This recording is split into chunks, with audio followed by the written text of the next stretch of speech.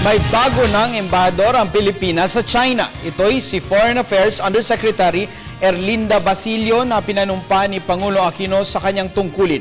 Pinanumpa rin ng Pangulo ang iba pang bagong opisyales ng ilang government agencies. Alamin natin ito sa ulat ni Elena Luna. Pinangunahan ni DFA Undersecretary Erlinda Basilio ang grupo ng mga bagong opisyal ng gobyerno na nanumpa sa palasyo ng Malacanang. Si Basilio ay formal na nanumpa sa Pangulo bilang Philippine Ambassador to China.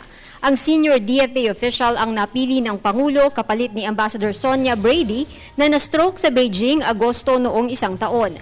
Kabilang sa mga trabaho ni Basilio bilang bagong ambasador ang pahupain ng tensyon sa pagitan ng Pilipinas at China kaugnay ng usapin ng West Philippine Sea.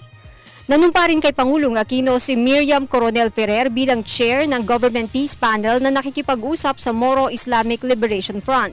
Pinalitan niya sa pwesto si Marvic Leonen matapos maitalaga bilang Associate Justice ng Korte Suprema. Bago pinangunahan ng Government Panel, miyembro na siya nito mula taong 2010. Nanumpa rin sa Pangulo ang bagong chairman ng Movie and Television Review and Classification Board o MTRCB na si Attorney Eugenio Toto Villarreal. Pinalitan ni Villarreal sa pwesto si Grace Paula Manzares.